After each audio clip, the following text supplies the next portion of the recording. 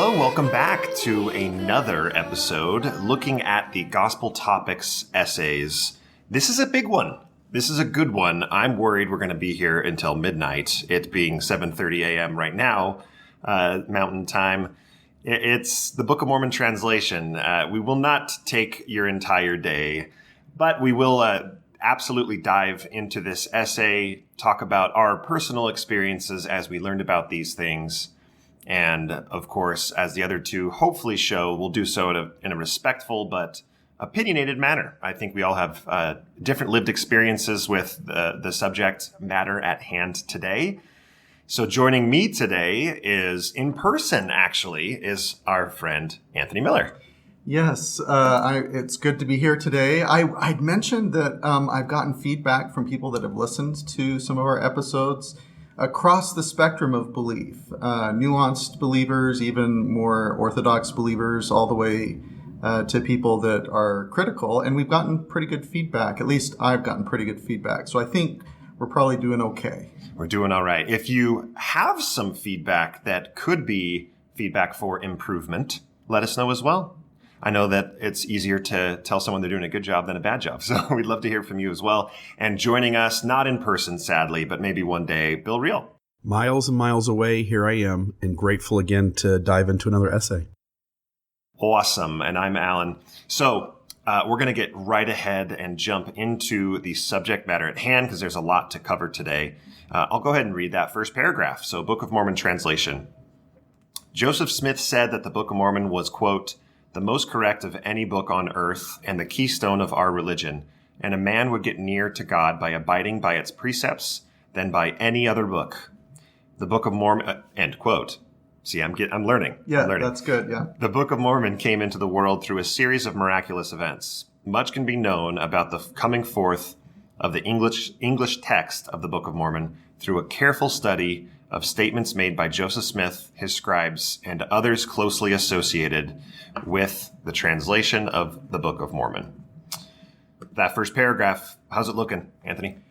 So I think I'm not quite sure what most correct book means. And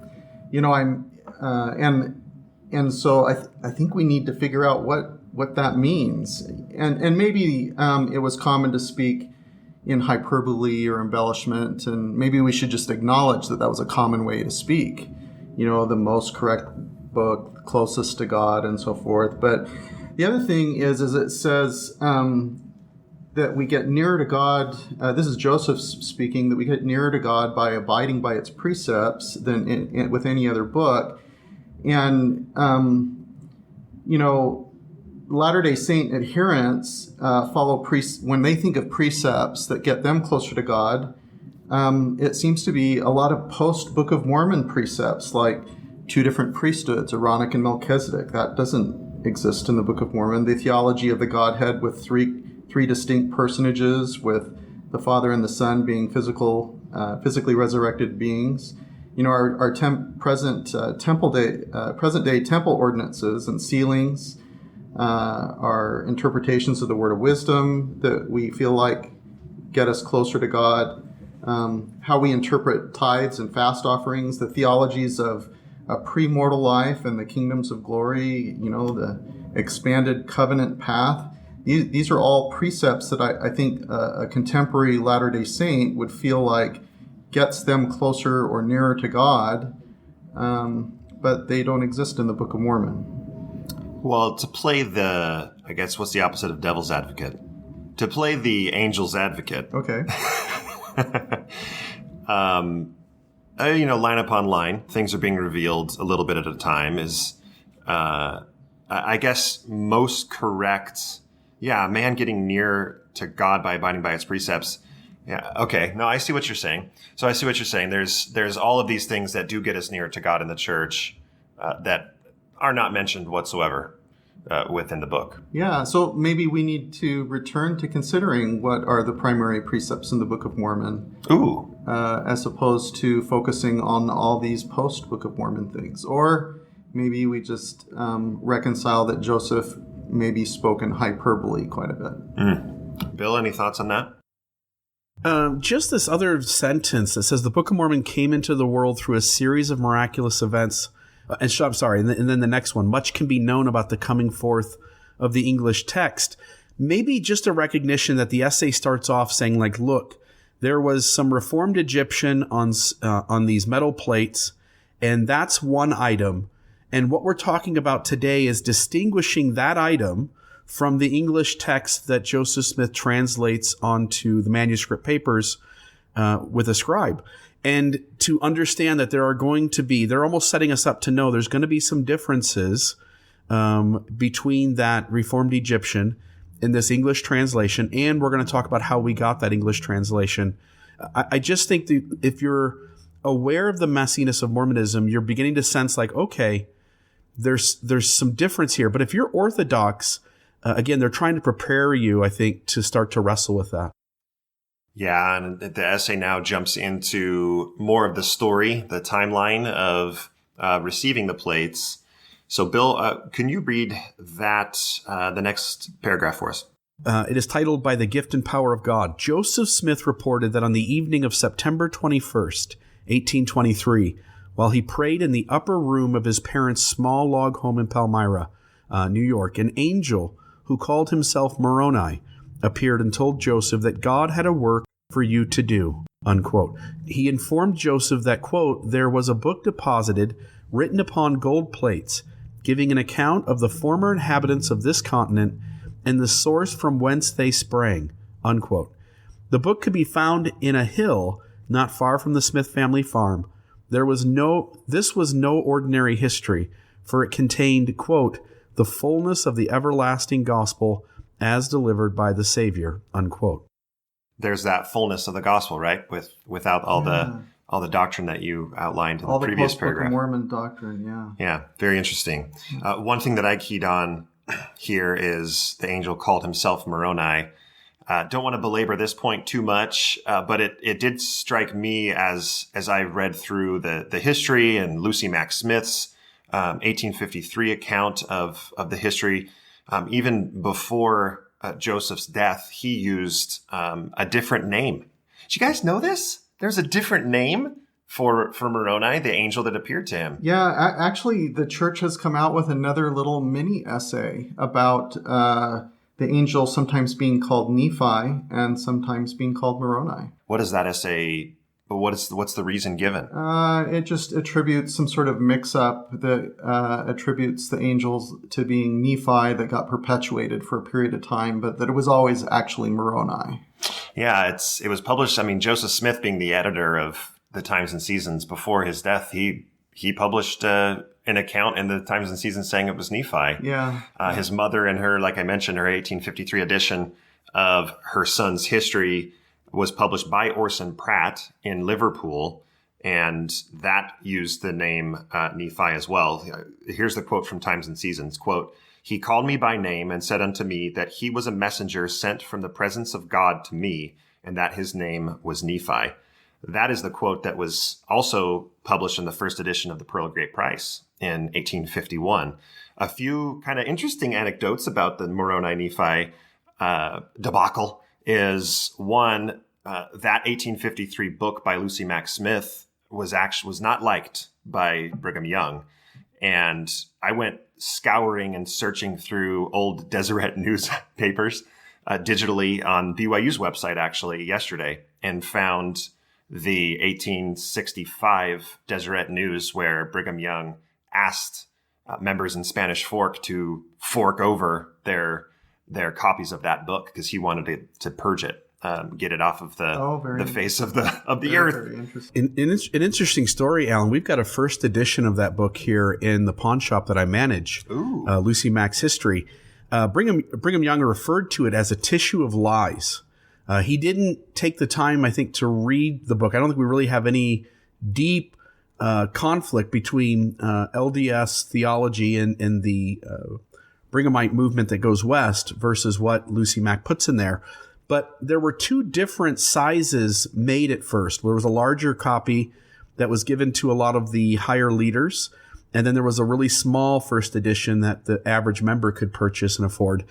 And he asked the saints to destroy that book, and a lot of the lay members just went out and destroyed their little ones, which made them quite rare. So the book that we have here today, it's worth about $8,000. Wow, that's awesome. So it's just kind of a little interesting side note. But A Tissue of Lies is what Brigham considered that book to be. Wow, that's very interesting.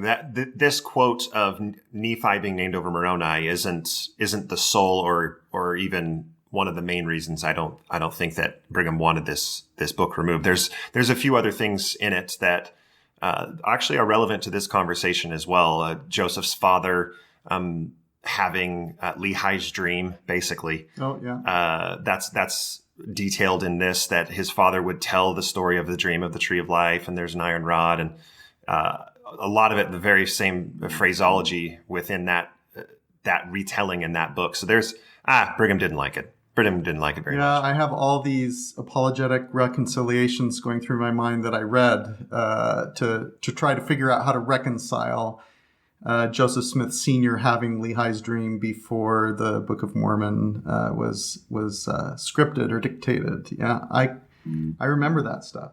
There's a couple things that I would point out about this paragraph. First of all, my mother and stepfather served a mission in Palmyra, and I went out to New York and visited them, and I went to the framed home, and I also went to the log home, and I discovered that actually a lot of the gospel art and the narratives and the movies that we see depict the angel, whether it's Moroni or Nephi, appearing to Joseph in the framed home, but actually the framed home didn't exist in 1823. It was a log home. It was about 1,000 square feet log home, and there was likely 2 upper rooms in this log home, one room for the boys, one room for the girls.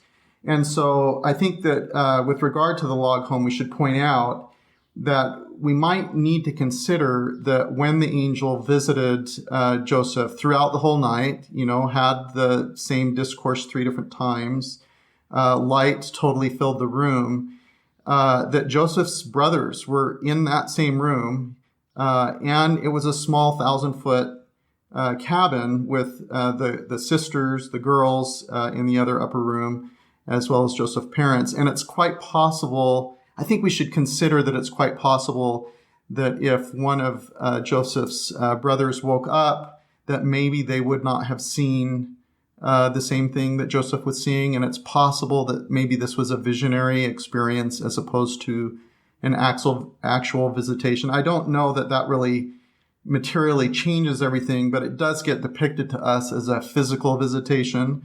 And that tends to be a little bit complicated when you consider, the complexities of a small log home with Joseph in a room with his brothers. The other thing, I'd give a shout out here for Team Heartland because this paragraph said that the Book of Mormon was with regard to an account of the former inhabitants of this continent. For those that don't know, there's a debate among LDS adherents as to whether the Book of Mormon events happened in the North American continent or whether they happened down in Mexico or Central or South America. And this paragraph seems to give a tip or a hint to Team Heartland. How many Hilkamores are there? That's one of the big questions, right? Yep. The debate rages.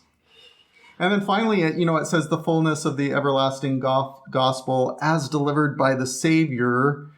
And, so that, again, goes back to what we were initially talking about. What constitutes the fullness of the everlasting gospel? And if it's delivered by the Savior, does that mean that we really need to focus on what's in 3rd Nephi with the sermon at the temple? And so in any event, those are interesting things from this paragraph. Love it. All right, we want to get to the actual translation, so we're getting closer. I'll read this next paragraph real quick. The angel charged Joseph Smith to translate the book from the ancient language in which it was written. The young man, however, had very little formal education and was incapable of writing a book on his own, let alone translating an ancient book written from an unknown language, known in the Book of Mormon as Reformed Egyptian. Joseph's wife, Emma, insisted that at the time of translation, Joseph, quote, could neither write nor dictate a coherent and well-worded letter, let alone dictate a book like the Book of Mormon. So now the great dumbing down of Joseph begins. He's painted to be very uneducated, very dim-witted almost, and maybe I'm putting words in the essay's mouth, but it's starting to paint a picture of how impossible this could have been for him to write, and gives the quote from Emma. And the interesting thing about the quote from Emma and juxtaposing it against the quote from Lucy Mack Smith in her book is a lot of apologists, they will point at the Lucy Mack Smith quote of Nephi and Lehi's dream and saying, well, she was towards the end of her life.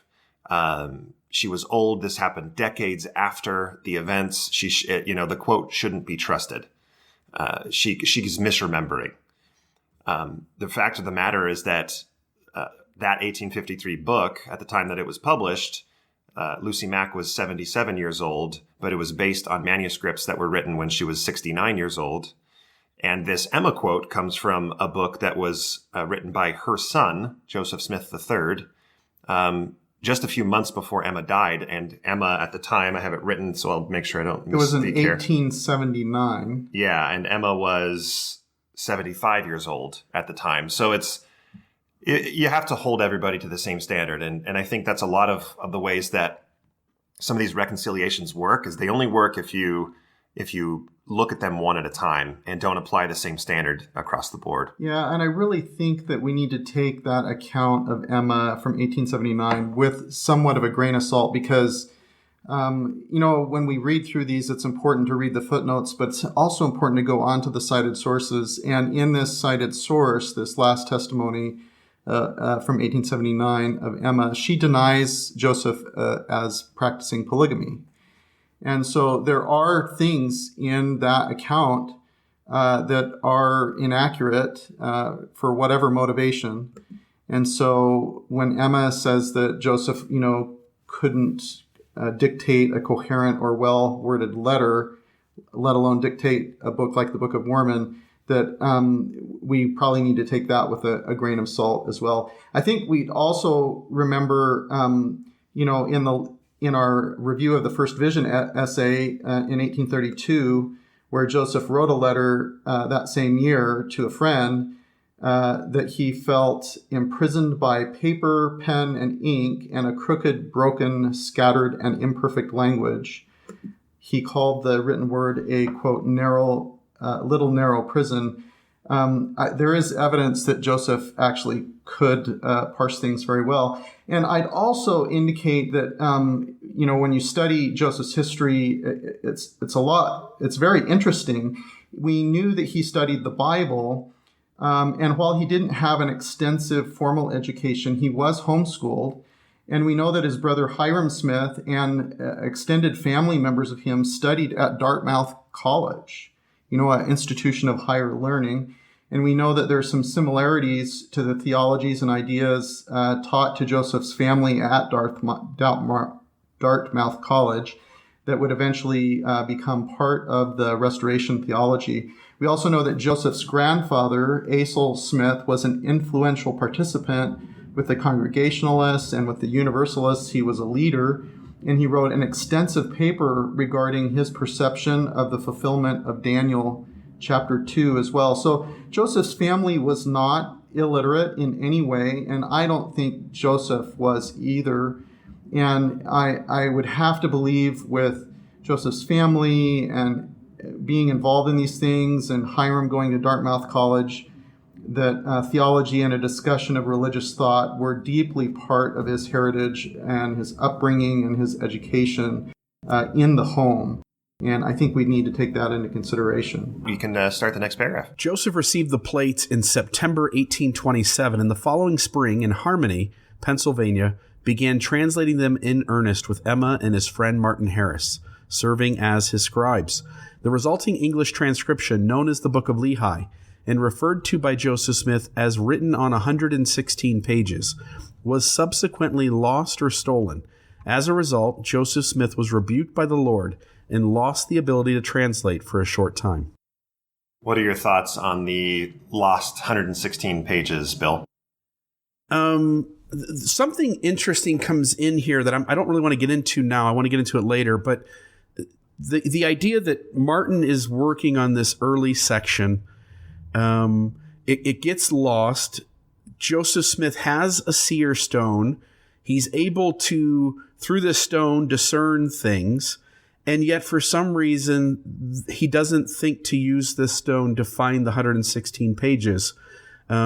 It seems to be kind of a little wrench in the story. Like, if we're following the logic, as a critic who's reading this, you go like, Martin gives these pages to his wife. His wife doesn't believe in the mission of Joseph Smith and in the Book of Mormon. And so she is trying to test Joseph. Joseph has to come up with some reason why these 116 pages are gone.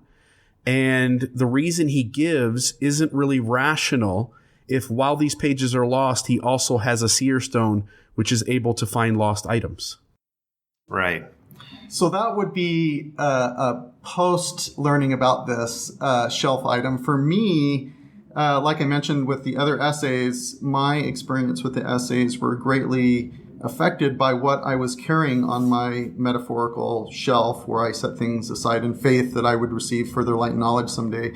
And the 116 pages story was a big thing on my shelf because, I understand how hard it is to forge someone's handwriting for a signature, not because I've done it myself. I was going to say, you have a previous profession we don't know about? No, I haven't done it myself, but I know that it's easy to catch a forgery of a handwritten signature. And these 116 pages were handwritten in the scribe's handwriting, a lot of it in Martin Harris's handwriting. And so for this narrative that these evil and designing men would take these 116 pages and they would go through and modify the text to catch Joseph, in a slip if he retranslated those 116 pages with some alternative text or information, would have to suppose that someone could forge not just a signature, but an entire page of text on paper that looked exactly the same color and tone and everything as the other pages that they would replace, because they couldn't just forge a paragraph and cut and paste it in. Like, they'd have to forge an entire page and then cut that in. And to think that somehow people couldn't tell it was a forgery, like, I had a really hard time with this narrative that about the 116 pages that didn't make any sense to me, and I shelved it. And here it shows up in the essay. I just want to say, real quick, I struggled with that too, you two. Like, I remember being completely in the church, all in, fully believing, attending every week, and loving Mormonism, and hearing the story and going like, something here doesn't quite make sense. It doesn't quite feel right. Yep, I feel the same way. The forgery aspect of it, I actually looked at more of the opportunity Joseph had at that time to say, I can translate this again. It will be identical, and that will show those critics. I just produced the same exact translation twice. To me, the fact that he can't do that, he gives an excuse for it that I bought for a long time. But the fact that he can't do that, can't produce, shows me that he was dictating it and he was telling a story and he literally could not reproduce it the same exact way. What more powerful witness to the critics and to Martin Harris himself if Joseph says, no worries, I'll just produce it again. Not a big deal. It's so interesting, the spectrum of experiences that we have. Yeah. When we encounter things, we shelve things in different ways, and then we encounter information like these in the essays, and we all have this different spectrum of experience with similarities but differences. It's just very interesting to me, just on something as basic as the 116 pages. Yeah, and we've skipped the very beginning of this paragraph where it says, he received the plates in 1827. It doesn't quite talk about how he went back to the Hill each September to try to receive them, and Moroni was giving him lessons and saying it's not time yet. And Alvin, his brother, was the one that was going to be with him, but he passed, and so Emma was with him. But again, it's like when I sit and think about, okay, did Emma go up to the Hill with him? What cooler witness would there be to have Moroni appear to Emma. When I go to the hill in my mind and try to transport back in time using a metaphorical Bill and Ted's phone booth to get there. Excellent. Black Stallion. So Wild Stallion. What? Anyway, the band in the movie, it doesn't matter. But I go back to that in my mind and I say, I see Joseph saying, Emma, no, you wait here. I'll be right back. You can't come up to the hill to get the plates with me. It just like, I don't know why for 30 plus years, it didn't occur to me that like, man, this looks really bad. Just even the way that he got the plates. He had, yeah. So, obviously part of the thought of these multiple years is that it gave Joseph time to consider, if you assume that the Book of Mormon has some of Joseph Smith in it, it gave him time to consider some of the stories and narratives that he would include in that.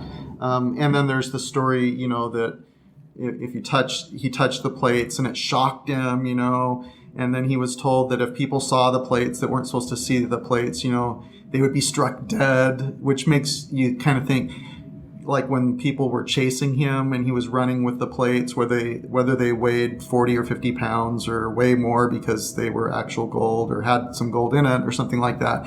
Why wouldn't he have just turned around and like showed them the plates? And it's like a weapon. Yeah, just shocked them all down and they would have died or something. But in any event, yeah, anyway, it's interesting. All right, timeline becomes a key question in this next paragraph. Anthony, can you read that Joseph began translating? Joseph began translating again in 1829. So this is after the 116 pages. And almost all of the present Book of Mormon text was translated during a 3-month period between April and June of that year. His chief scribe during these months was Oliver Cowdery, a school teacher from Vermont, who learned about the Book of Mormon while boarding with Joseph's parents in Palmyra. Called by God in a vision, Cowdery traveled to Harmony, this would be Pennsylvania, to meet with Joseph Smith and investigate further. Of his experience as a scribe, Cowdery wrote, "These were days never to be forgotten, to sit under the sound of a voice dictated by the inspiration of heaven." Bill, could you talk to us briefly about the Oliver Cowdery connection to Ethan Smith and how much weight you personally hold in that connection? Oliver Cowdery was, I think it came from the same area that Ethan did. Ethan Smith is the author of the book View of the Hebrews. That's important because critics claim that View of the Hebrews has a lot of similarities to the Book of Mormon. And there's this debate among critics and apologists that, and by the way, there's a late reference that Joseph Smith did have access to View of the Hebrews. The question becomes whether he had access to it before translating or whether he only had access to it after, years later after the Book of Mormon had already been published. But View of the Hebrews has a lot of similarities in theme concepts that the Book of Mormon has in terms of having two tribes that are warring against each other that come from across the waters. And some of the themes that you find in the Book of Mormon are also in View of the Hebrews. As that debate has incurred, it's at least of note that B.H. Roberts, assistant church historian, a member of the 70, considered kind of a general authority, one tier below the Quorum of the 12, thought there was some connection enough that it was significant and worth noting. And maybe that's, I guess, as much as I would feel comfortable saying. Yeah. No, thank you for walking us through that. Where this paragraph begins talking about he started again in 1829 translating.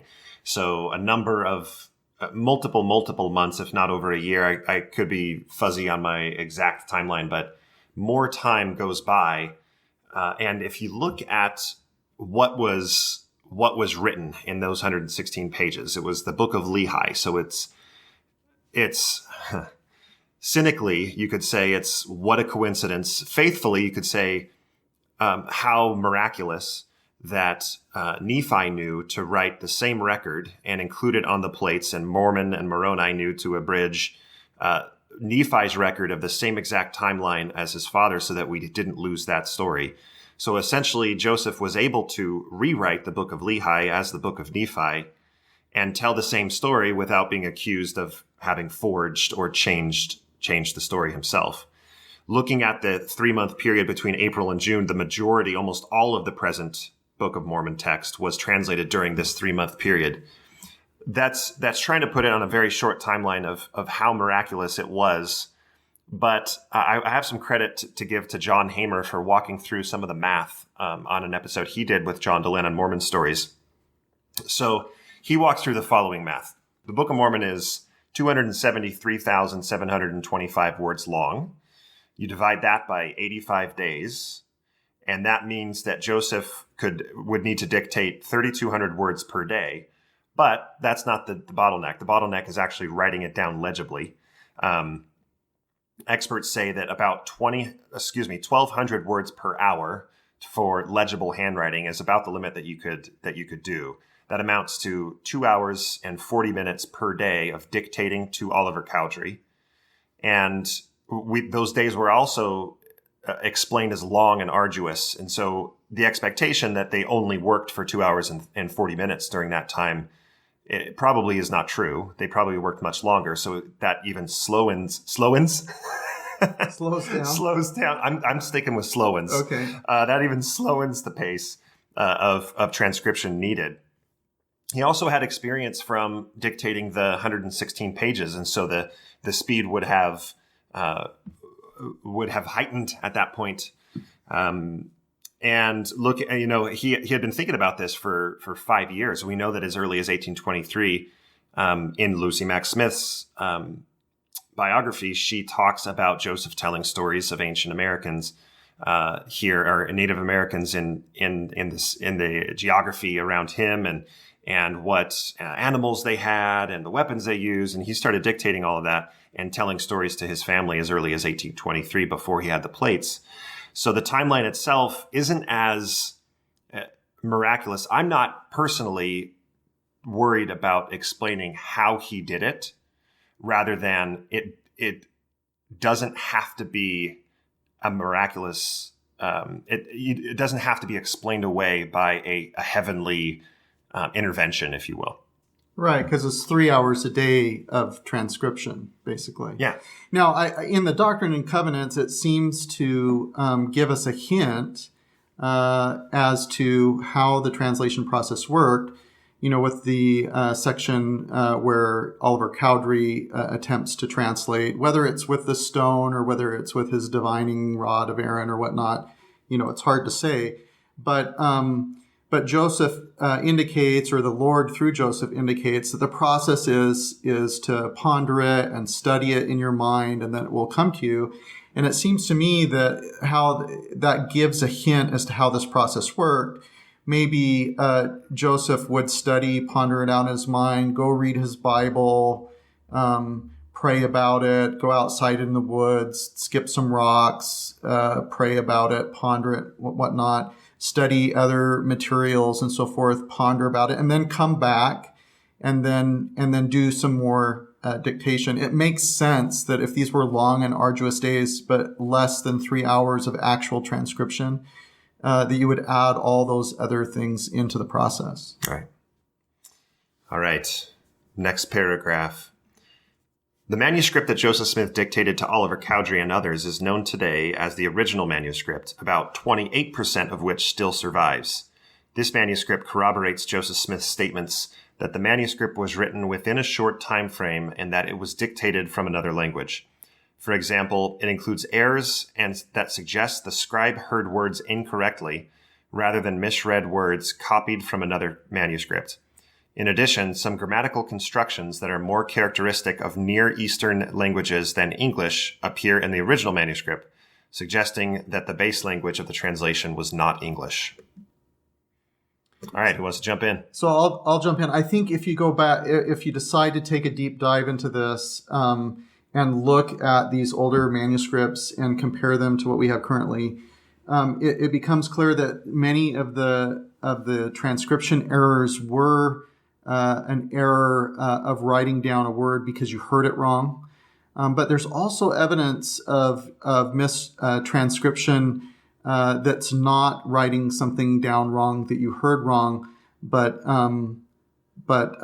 misreading something and then writing it down. So it seems to indicate that there are also some errors that indicate that there was some sort of additional text that was being referred to, because there are some written errors as well. As far as these grammatical constructions, I think if people are willing to do a deeper dive into the degree to which there is intertextuality between the Book of Mormon and the King James Version of the Bible, including the Apocrypha, as well as the different kinds of themes and language and constructions that were common to Joseph's day in books like The Late War, in the first book of Napoleon, the view of the Hebrews, as we've mentioned before, as well as to be aware of what the mound builder myths were of the day that John Hamer has done some good work on.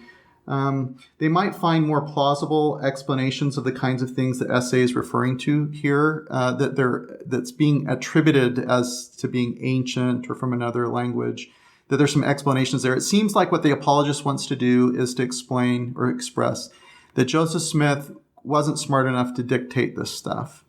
And that when people point out the intertextuality with the King James Version or with the Late War, First Book of Napoleon, or View of the Hebrews, with theme stories, or even actual directly lifted partial phrases or even full verses, it seems like the apologist wants to suggest, well, that those don't work because they're not a direct plagiarism. And I don't think that the critics or the scholars are suggesting that Joseph directly plagiarized the Late War or the View of Hebrews, like word for word, but that Joseph was an eclectic aggregator of ideas and themes and so forth, and referred to many different things, and actually as somewhat of a genius in terms of his ability to dictate and narrate things and put ideas together and develop stories. I think that it's kind of a false equivalency to suggest that he was not very smart and he had to have plagiarized it, and they're not direct copies, and so all those other similarities don't matter. Bill, you're going to have to break a tie here because, Anthony, you point at some of the other books, View of the Hebrews, Late War, with the Napoleon. What's the First Book of Napoleon? First Book of Napoleon. You look at those as kind of Joseph grabbing multiple different source materials, whether it's narrative materials like View of the Hebrews and the grammatic structure of the Late War. I look at those books and more say, the Book of Mormon isn't unique. There's other books that maybe not necessarily Joseph pulled from those books, but there are other books written in his day that show a few things. A, that the origins of Native Americans was something that other people were interested in, something that other people were talking about. And B, that the style of writing that we find in the Book of Mormon is not unique to the Book of Mormon. That was what was more striking to me. So the tiebreaker question to Bill, and maybe it's not as cut black and white, is how does the other books hit you, Bill? Are they more of like a source material that Joseph could refer to or pull ideas from, or is it more just this makes the Book of Mormon not as special? So I think it's not fair to look at Joseph Smith and assume that he wasn't well read. Again, we get this comment from Lucy Mack where she says, he wasn't prone to reading a ton of books. He was more of a thinker. And I'm simply looking at Joseph Smith's later life, and I'm watching him voraciously try to learn languages, voraciously try to bring in instructors to learn new things. Now, I want to add on top of that, when we look at Joseph Smith's other translation productions, the Book of Moses, which borrows heavily, this is demonstrable, borrows heavily from the New Testament in how it puts sentence structures together. When we look at the inspired translation of the Bible, and we now know BYU itself is acknowledging, Thomas Wayment, professor there, that Joseph Smith is borrowing heavily from Adam Clarke's commentary, a contemporary source to Joseph Smith, in putting together his inspired translation of the Bible. So as Anthony says that he's an eclectic aggregator, I think that's demonstrable, because if you just set the Book of Mormon aside and you look at all the other work of Joseph Smith, it becomes clear that he is using other source material, and that source material on some level, even if it's only like, hey, I read that book and those themes are useful and I'm going to use those themes in this work, there's no doubt that Joseph Smith is doing that. Now, to what you're saying, Allan, which is this idea that, he's reading these things, it's in the culture. I think it's that too. Like, he is writing a book that has the themes of a lot of other books that are in his milieu. And so I think both things are going on. One is that it's just the natural style of his day and it's all around him. And the second is that he's read enough that we can see that he is pulling themes, or at least this would be the critical view, that he's pulling themes from other sources. Not that he's sitting down in that room with Martin Harris or Oliver Cowdery or Whitmer and going like, hey, let me read from this other book. No, it's that he's read these things, he's thought about these things, they're in his culture, and these things find their way into the Book of Mormon.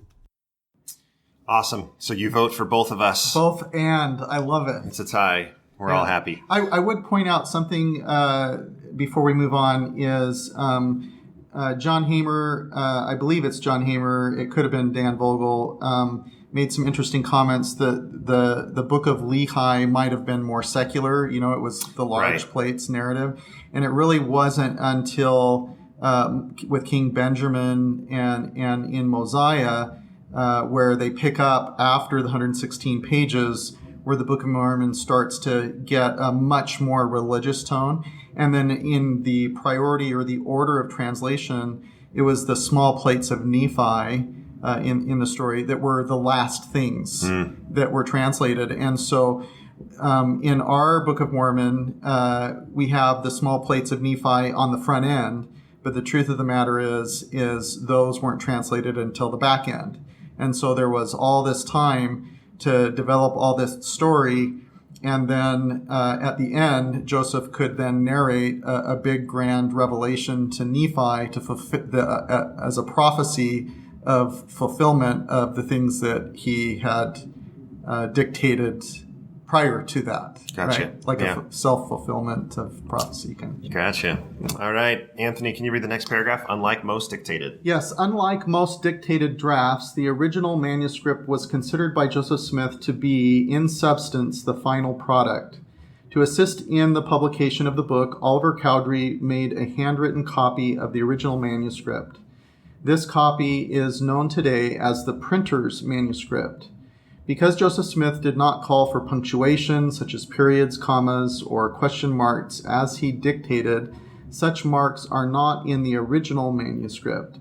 The typesetter later inserted punctuation marks when he prepared the text for the printer. With the exceptions of punctuation, formatting, other elements of typesetting, and minor adjustments required to correct copying and scribal errors, the dictation copy became the text of the first printed edition of the Book of Mormon. Thoughts on this paragraph? I know none of us have any notes, but anything jump out as we're reading that? Just a little one, which is this idea that, it was considered by Joseph Smith to be in substance a final product, and yet Joseph makes corrections to the book in later publishings that happened during his lifetime. I just don't think it was considered to be any more a final product than any other dictated manuscript. That just seems like an out-of-place sentence. Yeah. Okay. Yeah, we know First Nephi 11 had some significant edits to it, like we've mentioned in our previous episodes. Yeah, and then there's the Mosiah and Benjamin snafu where the kerfuffle, yes, yeah, where Benjamin is. I may not be the best person to outline this, but Benjamin is used after he died, yeah, and it's later changed to Mosiah. Right. So there's little things like that are more than just punctuation and more than just fixing the grammar. Yeah, and I mean, there's other inconsistencies that he didn't fix. That gives us an idea of this order. For example. In the small plates of Nephi, we have Nephi having this grand revelation about what's what's going to happen. And then in Alma, we have Alma talking to his sons about the coming of Jesus Christ and so forth, and not knowing some of the things that he should have known if he had the small plates of Nephi. So there's some things like that in the story that don't get corrected. Right. All right. We are to, I think, what is the key part of this essay, translation instruments. It was just the plates, right? No. A little more complicated than The that? plates weren't actually used at all. All right. Bill, can you read that first paragraph for us? Translation instruments. Many accounts in the Bible show that God transmitted revelations to his prophets in a variety of ways. Elijah learned that God spoke not to him through the wind or fire or earthquake, but through a still small voice. Paul and other early apostles sometimes communicated with angels and on occasion with the Lord Jesus Christ.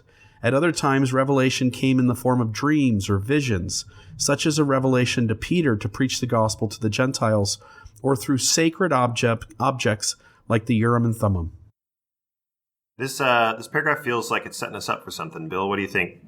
It looks like they're trying to say, look, Heavenly Father and Jesus Christ talk to prophets in a multitude of ways. Let me lay out some of the ways, and some of these ways will be readily accepted by you, and let me kind of lay those out first. And then let me throw on you this idea that there's also these objects that are used to get revelation as well. It feels like they're trying to normalize what we are about to learn, because I think it is shocking to the average Orthodox member of the church to find out, like, oh, this gets really complex and there are seer stones, and these stones were used for treasure digging, which we'll get into in a moment. I think they're just beginning to kind of set it up and say, look, lots of ways come to the prophets in terms of how they receive revelation, and Urim and Thummim, or seer stones, as we're about to get into, is just one of those. Thanks. Yeah, this Urim and Thummim. It's a difficult thing to say, a little bit of a tongue twister. This is our first introduction to that in the essay. Anthony, can you talk to us a little bit about what the Urim and Thummim is? All right. So the first time in the Restoration the term Urim and Thummim gets used is by William W. Phelps in 1833. So, and it was years after the publication of the Book of Mormon. And the name, when it started to get used, got retroactively used to refer to any of Joseph Smith's various different seer stones, as well as to refer to the interpreters.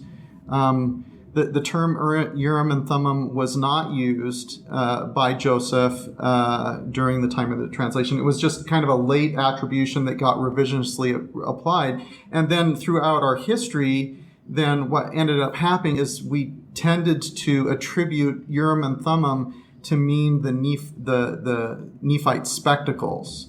I would mention I'll share from that I gathered from a website that quotes a book about Urim and Thummim. The Urim and Thummim in the Bible were not spectacles. They appear to be more like a pair of dice that produced a binary yes or no answer. In Samuel, we read how a request was made to the sacred stones.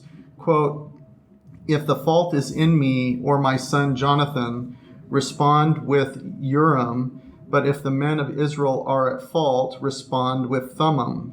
Unquote. This is in Samuel 14:41. Heads Urim, tails Thummim. Old Testament scholar Cornelius Van Dam describes it in this way. Quote, "In order to receive the revelation, the high priest took the diamonds, or the diamond dice engraved with names, for example, Urim and Thummim, and cast them on a table, or preferably the ark. From the way they were arranged after being cast, the high priest could deduce the answer according to the traditional rules known to the high priest," unquote. This is from a book called The Urim and Thummim, A Means of Revelation in Ancient Israel. Now, I would mention that there are some references in folklore magic to a glowing Urim and Thummim instead of like a yes or no dice kind of thing. But those references, to my knowledge, are a very late development, probably in Western Europe during times of development of folklore magic, and they're not something that would have been believed in biblical times. I think that most members, at least I didn't understand what Urim and Thummim meant in the Bible, that it was more of a binary yes or no thing, that they weren't spectacles that you would look through, and that the term was not used in the Restoration in the Church until 1833, and then retroactively applied as a class of device to the Nephite spectacles, as well as to Joseph's several seer stones. Looks like a blending of biblical and contemporary use of that phrase for Joseph. Eclectic aggregator. Dang it, I'm going to vote for your side now. Bill, any thoughts on the Urim and Thummim before we move on? At some point here, and it feels like we're going to put it where it belongs, but it's going to come late. I would only say that if an Orthodox listener is listening, if somebody's listening going, look, all I know is the correlated story the church has told me, we're probably already, again, talking over their heads, because you have to go back and you have to study Joseph Smith's early life, and you have to understand treasure digging and what seer stones are. And again, we're going to get into that. And so again, I'm almost unveiling something we haven't even talked about yet. And yet the listener needs to go back and study Joseph Smith's treasure digging, understand what seer stones are, understand the language of the Book of Mormon is sometimes used, as well as the D&C, around this language of seer stones and treasure digging. And when you understand the early history of Joseph Smith and his family, you can then come into this essay and begin to sense like why they're saying what they say and why they're avoiding saying what they're avoiding saying. And I think that's just an important note here to the listener. If you feel like, wait a minute, this conversation's over my head, go to the website where this episode is sitting and look at the resources. That'll be mormondiscussionpodcast.org. And also, Anthony, you've been posting these on your site as well, right? Yep. And what is that name of that? Unpackingambiguity.com.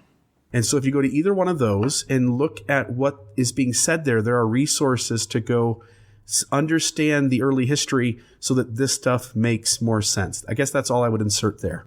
Great. Well, I've got to come up with a website now. You guys have got one. Gosh. There you go. Not a baseball website, though. No. That's not on topic. All right, I'll read the next two paragraphs because they kind of go together. Joseph Smith stands out among God's prophets because he was called to render into his own language an entire volume of scripture amounting to more than 500 printed pages, containing doctrine that would deepen and expand the theological understanding of millions of people. For this monumental task, God prepared additional practical help in the form of physical instruments. I'm breaking my own rule. I said I was going to read another paragraph, but I'm not. Yeah. We've already kind of addressed the sentence of containing doctrine that would deepen and expand the theological understanding of millions of people. Read through the Book of Mormon. What doctrines in it, if you read the Book of Mormon and then you compare it to the church of today, what doctrines are similar? What doctrines are different? Does the Book of Mormon actually paint the picture of where the church is and what the church teaches? It's not all in there. Okay. Just wanted to make that quick note. The fullness of the. So I would go back to. I think there's some beautiful things in the Book of Mormon. Sure. The sermon at the temple in the comparison to the Sermon on the Mount, all the intertextuality with the New Testament, where things from Matthew, Mark, Luke, the epistles of Paul end up in the words of the mouths of people like Alma and so forth, anachronistically, but very beautifully. There's some beautiful stuff in there. You should read it again. Should I? I will. Yeah. I promise. Yeah. All right. Moving on. Joseph Smith and his scribes wrote of two instruments used in translating the Book of Mormon. According to witnesses of the translation, when Joseph looked into the instruments, the words of Scripture appeared in English. One instrument, called in the Book of Mormon the Interpreters, is better known to Latter-day Saints today as the Urim and Thummim. Joseph found the interpreters buried in the hill with the plates. Those who saw the interpreters described them as a clear pair of stones bound together with a metal rim. The Book of Mormon referred to this instrument together with its breastplate as a device, quote, kept and preserved by the hand of the Lord and handed down from generation to generation for the purposes of interpreting languages, end quote. I think we've already talked about Urim and Thummim, so I'll read even the next paragraph because it introduces another idea for us. The other instrument which Joseph Smith discovered in the ground years before he retrieved the gold plates was a small oval stone, or, quote, seer stone, end quote. As a young man during the 1820s, Joseph Smith, like others in his day, used a seer stone to look for lost objects and buried treasure. As Joseph grew to understand his prophetic calling, he learned that he could use this stone for the higher purpose of translating Scripture. Now we're introduced to the seer stone. Bill, why don't we throw it over to you and let's discuss this treasure digging. So let's start off with this idea that if you're the Orthodox listener right now, you grew up in a world where the only story you had was that Joseph Smith found these spectacles, these Nephite interpreters, with the plates in the box, and Joseph used those as he looks at the Book of Mormon plates, the metal plates, and sits in a room with those, with this breastplate and this Urim and Thummim, these spectacles, and translates the Book of Mormon that way. And now suddenly the church is coming in and saying, but wait a minute, the story is a little different than that. There's more to it. And so we have to go back to essentially 1819, a year before the first vision, by the way. And I think that's important to note. So Joseph is 13 years old.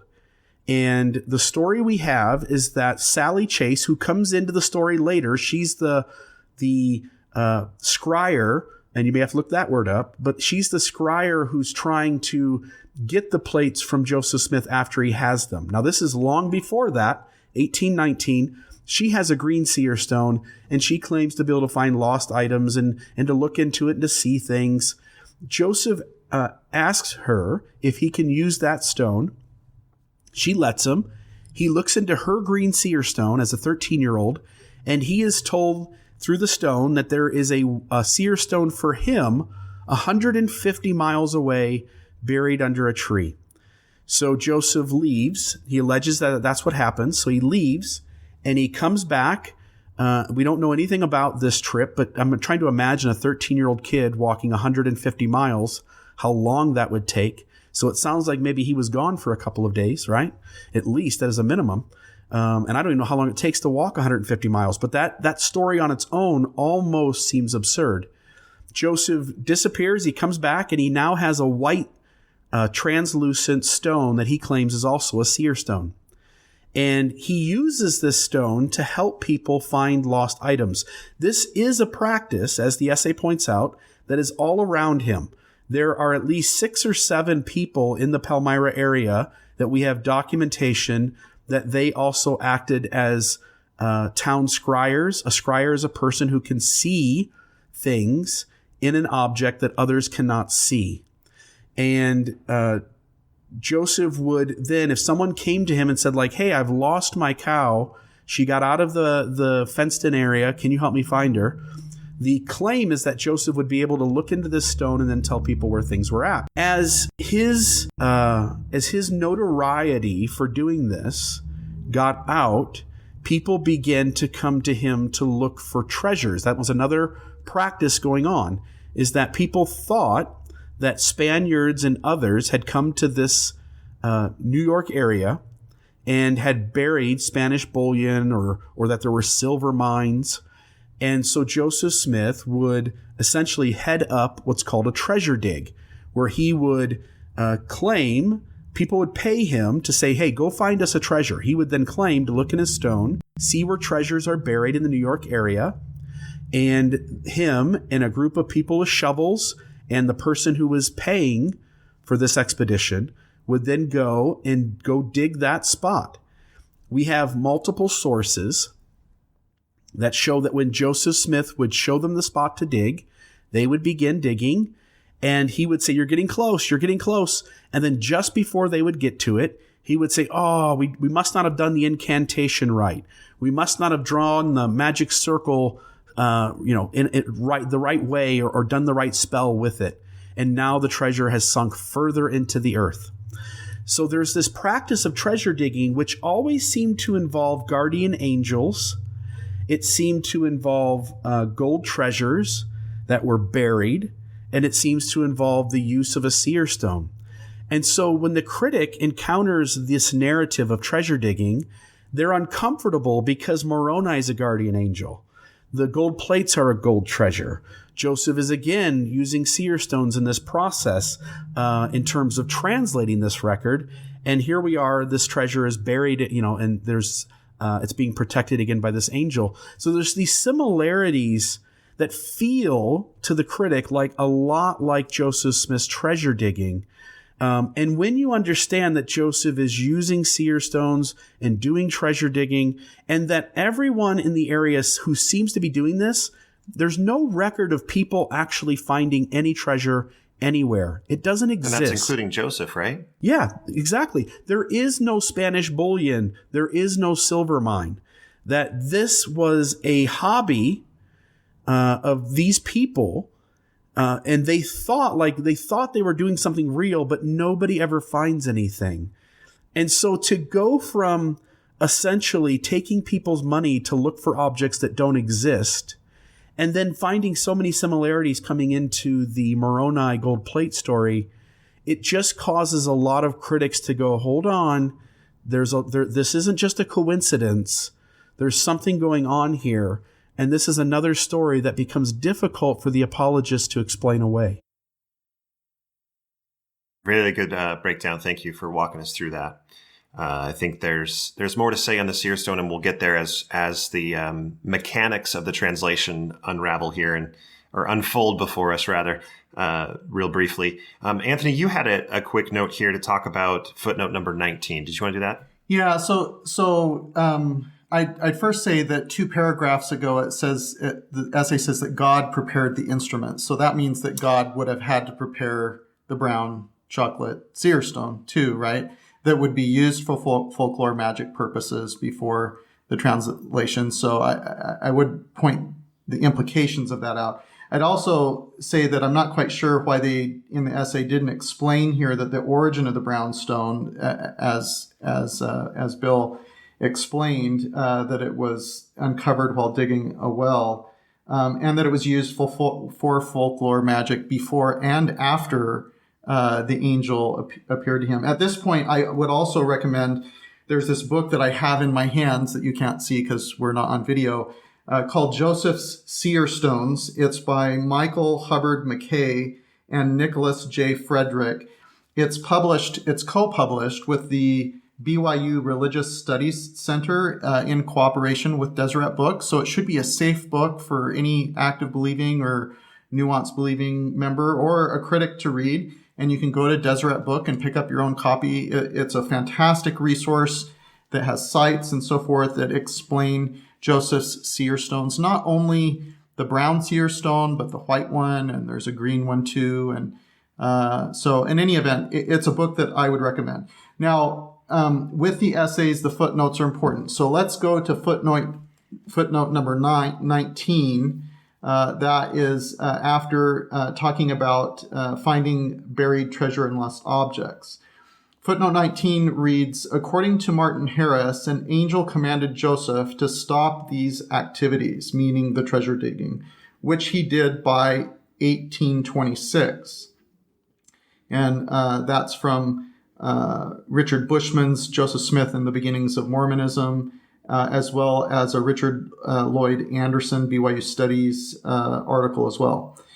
The footnote continues, Joseph did not hide this well-known early involvement in treasure seeking. So that's news to me. In 1838, he published responses to questions frequently asked of him. Quote, was not Joe Smith a money digger, unquote, one question read. Quote, yes, unquote, Joseph Smith answered. Quote, but it was never a very profitable job to him, as he only got $14 a month for it, unquote. Now, I would point out that Palmyra was close to, one of the Great Lakes. And if someone went and worked really hard labor all day, at the docks and related to the lake, they might have made $14. So $14 back in the 1820s, was probably as good or more as somebody would earn doing hard labor. As well. With inflation, $14, you can't even go eat lunch at Applebee's with it. Well, Right. maybe. And it should be noted, too, Joseph in that quote seems to be downplaying the treasure digging. And I think throughout the early history, he's trying to distance himself from that practice in the words that he uses. And again, in this quote here, Dan Vogel's done an article, I think it's in Dialogue, where it talks about the treasure digs in Palmyra. And if I remember right, I think there were 17 separate treasure digs that the Smith family or Joseph Smith directly were connected with. So it wasn't, and I should say this too, it wasn't just digging a well-sized hole. It wasn't like two guys and a shovel digging a 6-foot hole down into the ground that's, 4 foot in diameter or something like that. Instead, it was finding hills and digging into them, and these were large, almost caverns that they would dig out of these hills. Some of these still exist today. You can actually find pictures on the internet that show people standing in these caverns. These were significant. I mean, I can imagine 10 guys digging for days on end to create this abscess space into the side of this hill. Before we move to the next paragraph, I ask the simple question of, if someone could use a stone to find a bunch of treasure, why are they going to make just $14 a month on that rather than find the treasure themselves? Wouldn't that be more valuable? If there were treasure. Yeah, if there were treasure. So, I mean, that to me, it's kind of that logical question of, well, of course, there's nothing to that ability. That would be like saying, if crystal balls really worked, you could go to Venice Beach and find out what stock to pick. But if it really did work, the person using the crystal ball would be doing the stock picking. Well, exactly. Right. No, exactly. If the treasure digger really believed he was able to find buried treasure, why be the middleman, and why not just run your own treasure digging expedition, a company of one? And it's fascinating that the treasure he did find, quote, end quote, was some gold plates. That's what we're led to believe. He wasn't able to find anything until he found the mother of all treasures. But he didn't use the stone to find it. Maybe he did. It doesn't say he didn't. Oh, that's true. There's so many different ways you can look at this. Right. Anthony, could you read the apparently for convenience? Yes. Apparently, continuing on in the essay, apparently for convenience, Joseph often translated with the single seer stone rather than the two stones bound together to form the interpreters. These two instruments, the interpreters and the seer stone, were apparently interchangeable and worked in much the same way, in that in the course of time, Joseph and his associates often used the term Urim and Thummim. So this wasn't until 1833. Joseph and his associates often used the term Urim and Thummim to refer to the single stone as well as to the interpreters. In ancient times, Israelite priests used Urim and Thummim to assist in receiving divine communications. Although commentators differ on the nature of the instrument, several ancient sources state that the instrument involved stones that lit up or were divinely illuminated. Latter-day Saints later understood the term Urim and Thummim to refer exclusively to the interpreters.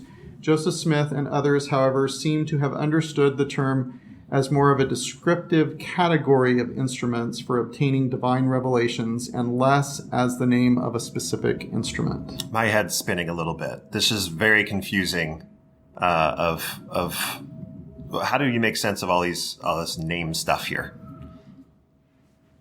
Bill, what do you think? Well, first, I don't think back when we were talking about treasure digging, I talked about where the brown stone came from. So let's just note it here. So Joseph got that first stone in 1819. In 1822, that's the year we're told, again, there's documentation to this, that in 1822, Joseph Smith is digging a well, and I'm not really sure if he's digging a well for the Chases on their property, or if him and Willard Chase, by the way, the brother of Sally Chase, the lady earlier with the greenstone, and Willard and Sally, once Joseph has the plates, are very involved in trying to get those from him through whatever means they can. That's the whole story of Joseph moving the plates from under the hearth to out in the barn and those kinds of things. That in 1822, they're digging a well, him and Willard Chase. They dig down. By the way, you wouldn't just go dig a hole to find water. You would find somebody who claimed to know how to find water, or a water witcher. That would be the means by which, because you wouldn't just want to waste your time digging a hole where there was no water. And so, again, this folk magic and water witching type thing comes into play. Joseph Smith digs the hole. Willard Chase is down at the bottom at this point digging. They find a rock. He throws it up to Joseph. And Joseph says he can see in it.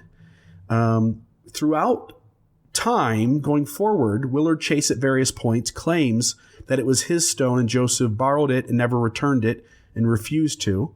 So there's that maybe little kind of side note.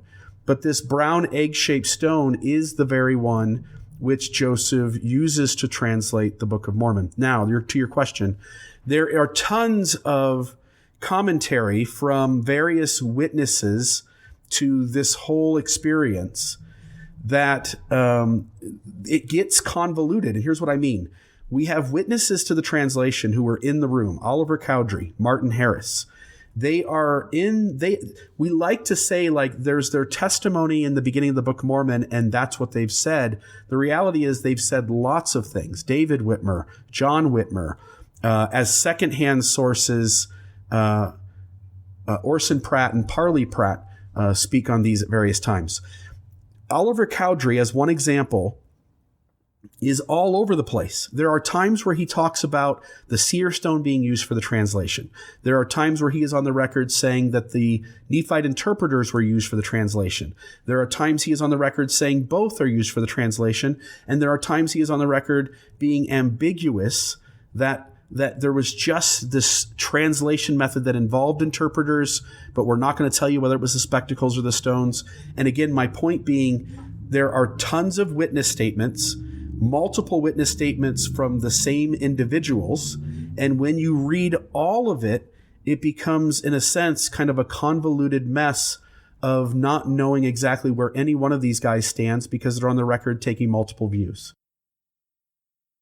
Yeah, play with that. I'll foreshadow here a little bit. In a few minutes, we're going to go ahead and insert a clip from a Mormon Stories interview with LDS scholar Richard Bushman, who we've referred to in prior episodes, that was from 2007, so 12 years ago, where then active, kind of nuanced believing John Dehlin at the time was interviewing Richard Bushman after Rough Stone Rolling was written. And I'll just foreshadow that a little bit by just saying that in that clip, Richard Bushman expresses his opinion why and how Latter-day Saints ended up understanding that the term Urim and Thummim referred only to the Nephite interpreters instead of a late retroactive attribution to Joseph's several seer stones as well as the interpreters as a class of device.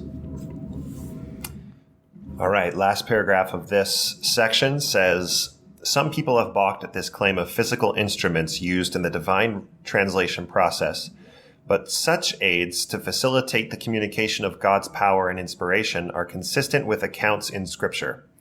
In addition to the Urim and Thummim, the Bible mentions other physical instruments used to access God's power: the rod of Aaron, a brass serpent, holy anointing oils, the Ark of the Covenant, and even dirt from the ground mixed with saliva to heal the eyes of a blind man. Okay. What do you think? All right. So here we need to go and unpack what was on my shelf, and we need to have a talk about the Nephite interpreters. According to the McKay and Frederick book, co-published by BYU Religious Studies Center and Deseret Book, the Nephite interpreters would have come from the brother of Jared in about 2200 BC, discovered later and then used by King Mosiah to translate from the 24 gold Jaredite plates, and then retained with the plates by Mormon and later Moroni for the express purpose of translating the plates by Joseph Smith. And here's the shelf item that I carried with regard to the interpreters. This was before reading the essay. So what we know from human and world history is that is that the earth held a population of between 50 and 60 million people between 3000 BC and 2000 BC. And there were diverse languages and cultures and spiritual practices. So the story of a single Adamic language or a single language, if, apologists might say, well, it didn't have to be an Adamic language, but the story of a single language and a tower, which, Bruce R. McConkie put in our version, in the headline of the Book of Ether, it was the Tower of Babel. And some apologists will say, well, it doesn't have to be the Tower of Babel, but there was a tower and there was a single language and a story of confounding of languages. But it seems to be that what we know about world history and linguistics is that this is demonstrably an origin myth. There were thousands and thousands of different languages and cultural practices. This idea that there was a single language and a confounding of languages seems to be clearly an origin myth that didn't exist in 2200 BC. Yet for the Book of Mormon to be literally what it represents itself to be, it seems that this origin myth needs to be literal and historical if we work back through things. Because first of all, the 2/3 sealed portion of the Book of Mormon is claimed to be a literal translation by Moroni of what a literal historical brother of Jared wrote that might be considered having been written in the original Adamic language on 24 gold Jaredite plates. And Moroni is supposedly translating it from Adamic to Hebrew, but then writing it in Reformed Egyptian to constitute that 2/3 sealed portion. And this translation by Moroni was supposed to be using those same interpreter stones that King Mosiah used that originated with the brother of Jared with the Tower of Babel story. So here's the shelf issue, because if the story of a single Adamic language and a Tower of Babel is an origin myth, because of what we know about world history and linguistics, this means that the brother of Jared story was born out of an origin myth. And it also would mean that the interpreters, the Nephite interpreter stones, were also born out of an origin myth, but used literally somehow by King Mosiah and Moroni and supposedly by Joseph to translate actual gold plates, all born out of this origin myth. And of course, that 2/3 sealed portion, it would be like developing an entire narrative based upon some device that directly came from the origin myth of a flat earth and a firmament. So if you look up what the firmament meant in the Old Testament, it was a dome that covered the earth to separate the water that was in the sky from the water below. So that's where the flat earthers start to get their idea, is because it was an origin myth that's in Genesis. So it'd be like if there was a device that was born out of the firmament origin myth, but we were reliant on that particular device being literally historical and not mythical, not an origin myth at the same time, to exist at 2200 BC and at 421 AD plus in the 1820s. And so the problem here is that the literalism completely crumbles for me on this, because for the Nephite interpreters to be real, then the whole origin myth of the Tower of Babel needed to be real. And so reading the essay and recognizing that there was another device other than the interpreters that would have been used for the, quote, translation, unquote, meant that there was a reasonable explanation for what I had shelved as most surely a myth, that the interpreters were most likely mythical and that they might not have actually been literally used for any of the actual translation by Mosiah, by Moroni, or by Joseph Smith. That's thank you. I know that was a lot of breaths to get through, but that is very important, because so many of those historical events have to be historical. All of those stories have to be historical for this specific item. If you think that what Anthony just went through was off topic, it was not. This historical Urim and Thummim, these spectacles, it had to be literal all the way back to that Tower of Babel. And as soon as one of those dominoes falls, all of it crumbles around it. Right. Yeah. Thanks for walking through that. And if you take it one step further, you guys, so there's this idea that, we understand when we get to the DNA essay, we understand that there isn't this Jewish DNA heavily present. It's not there at all, really, in all of Native Americans. And so now the apologists, the defenders of the faith, come in and say, well, yeah, but the Nephites and Lamanites were this small group of people amongst a much broader people in the land that are not them. And so then you have to take into account, like, if these prophets understood Hebrew and understood how to translate to Reformed Egyptian, the difficulty in passing both of those languages on when you are a subset culture amongst a much larger culture, and now you've added even one more incredible thing that has to happen into a story when science and social scientists would say, like, language scientists would say, like, social scientists would say that you're pushing into something that probably feels really difficult to make occur, to pass on multiple languages in a subset culture within a larger culture, so that you can keep translating these things and doing this kind of work. Yeah, to those Orthodox believers, for those true believing members of the church that are listening, I just want, my heart goes out to everybody listening to this. And I understand we're likely talking to people that already agree with our voices. But I look at all this and it's like, what keeps you holding on and believing? So my friends who know the messiness of this, that continue as nuanced believers, they experience a sense of divinity in their experiences with the Book of Mormon.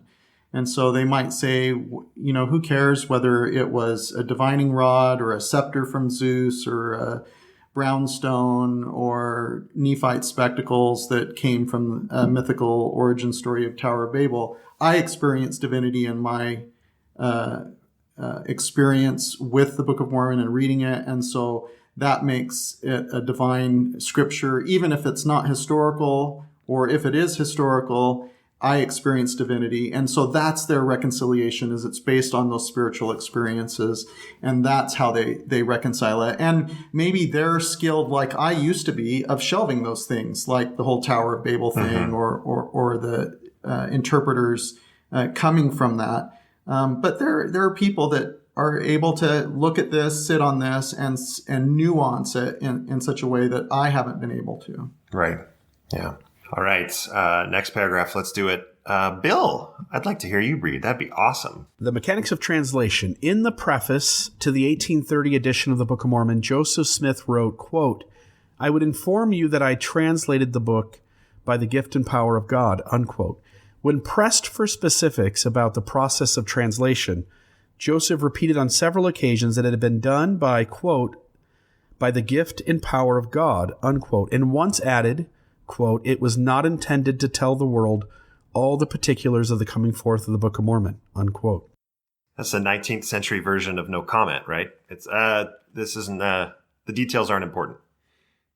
So I think it's interesting because Dan Vogel, his theory of how this came about, the pious fraud theory, is that Dan Vogel would say that Joseph Smith believed that this came through the gift and power of God because it brought people to Christ, even though Dan Vogel doesn't think it's literal history. So maybe Joseph did, that's what he actually believed, according to Dan Vogel. Right. So I think at this point, it would be helpful then to insert clips, like I mentioned, foreshadowed before, of an interview with LDS historian Richard Bushman, who is a patriarch. He's an editor for the Joseph Smith Papers Project. He was the author of Rough Stone Rolling that was distributed at Deseret Book. He worked for the church for a number of years in the church history department with Leonard Arrington and Michael Quinn before the archives were closed for a period of time after President Kimball died, and Arrington, Bushman, and Quinn were subsequently transferred to BYU. In these clips, they're from an interview in 2007 with then active nuanced believing John DeLynn for Mormon Stories. Bushman explains his belief that the evidence shows that the Nephite interpreters were not used for any of the translation at all, including the 116 pages, and that the interpreter stones were not used for any of the actual translation work at all. and that it was entirely the brown stone. And I think Bushman believes there were Nephite interpreter stones that maybe Joseph used and played with, but they weren't actually used for any of the translations. So we're going to go ahead and insert this clip now, and then you can listen to it. And then there's actually 2 clips of that interview. And then when you come back, then we can see what the essay says about the process. Ooh, roll the tape. So Martin begins helping out with the translation. And what do we know about the mechanics of the actual translation? Not a lot. It's there are all these various theories about what's going on. I think what is quite evident is that Joseph Smith was not looking at the plates. We do have a number of descriptions of him. The plates sitting on the table, wrapped in linen cloth, he looking at his seer stone, not the Urim and Thummim, but his seer stone, which is in a hat, which he uses to darken the space right around the stone, which presumes that there was some light coming from the stone, so that you had to read something that was faint, and if there were other lights, it would obliterate the shape of the letters. So we know that much. And there are these theories that the stone or the inspiration would plant ideas in Joseph's head, and then he would find the words. So it's very much his language. It's his story as he's inspired to dictate it. That's one theory. The other theory, which is the Royal Skousen theory now, is that the words of the translation actually appeared to Joseph Smith in the stone, and he just dictated them off. And they remained there until they were written down, and then they disappeared, and new words came. And David Whitmer describes the process somewhat this way. So, lacking a real explanation from Joseph Smith himself, I think we just have to, leave it like that there are these 2 accounts. We don't know exactly which one is accurate. Now, I was under the understanding that when Martin Harris was involved, there wasn't a hat, and that he used what we would traditionally understand as the Urim and Thummim, which is these crystals. Yeah. Well, there is some evidence of that. That is true. But I have said as much in things I've written, but people who've looked at that evidence, scrutinized it carefully, say you don't really have evidence that you had the Urim and Thummim, because they use this word interpreters, which could refer to the seer stone as well. Later on, Joseph Smith did call the stone a Urim and Thummim. So Urim and Thummim is a type of an instrument. It wasn't necessarily that specific instrument with the stone set in the breastplates. So we don't know if these crystals in the breastplate were ever used. There's no account of them ever being used. I don't think so. No. Okay, and also, sorry, I'm just thinking. This begs a really interesting question, and I'm sure you get this a lot, and that is, why ask the Book of Mormon prophets to spend all this time and energy creating gold plates, writing on them, handing them down through generations, make Moroni walk all the way to Hill Cumorah from wherever he was to deposit them in the hill, have Joseph Smith go through all this pain to hide them, and then when it gets to the time to actually create the book, he doesn't seem to use them. Yeah, that is a mystery. And it's a mystery that carries over to the Book of Abraham. Did he need those scrolls or not in order to translate? And I don't really have an answer with any authority behind it at all. It actually, I think, points towards the need for speculation about why. I mean, let's begin by accepting as a fact that the plates were necessary, that all that effort was not symbolic. They had to be there with the words written on them. Why would that have to be? And I don't really know, except that it seems to indicate some relationship between the physical and the spiritual. That for words to come into this man's head, you needed the presence of a physical object that was laden with the efforts and thought of so many prophets preceding him. And, I reached for analogies, and the one that comes to me is induction. I don't know if you know the process of induction, by which if you move a magnet across a wire, you don't have to touch it, but just pass it across the wire, it makes the electrons in the wire move in a certain direction. And that's the way electricity is generated, by making wires cross magnets. And, there you have some force radiating from the physical object that has an effect on the electrical current. So, but, that's just kind of a fairly lame analogy.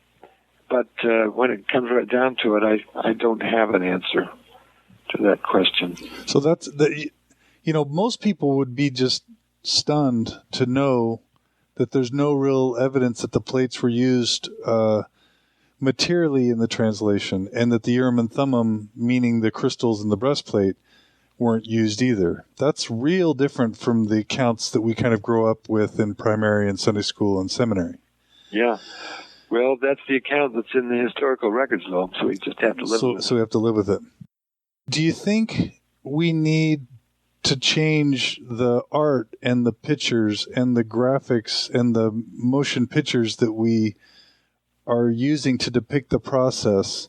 Do you think it's disingenuous to continue having the curtain and using some type of spectacles and showing Joseph staring at the plates, thinking earnestly, and then, dictating? Do you think that that's something we need to change maybe? Yeah, I definitely think we need to change it. It's not because, it's a horrible mistake, because the guys who do those pictures are not trying to deceive anyone. That's what they think actually happened. It's just a matter of accuracy. And the problem is, if you're not accurate, then you, down the line, you put your own credibility in jeopardy. And I just think all of our young people should feel like they're really getting the straight story on Joseph Smith, or they're going to go through the experience you had, disillusionment, anger. It's a very sad thing, and it's unnecessary. So we do need to avoid that.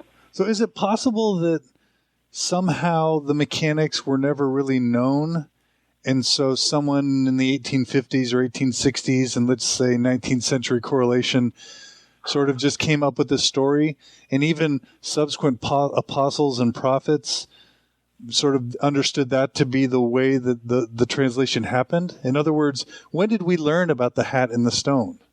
Have we always known it and we just never talked about it? How did this creep in, and how did it get allowed to creep in the way that it did? Well, that's actually an interesting historiographical question. I mean, the stories of the hat and the stone were recorded very close to Joseph Smith's lifetime by the people who were there, Oliver Cowdery and David Whitmer and Emma Smith. So it's not like that we've sort of made up this new version of it. It's been there. But I think what threw us off was our own embarrassment about Joseph Smith.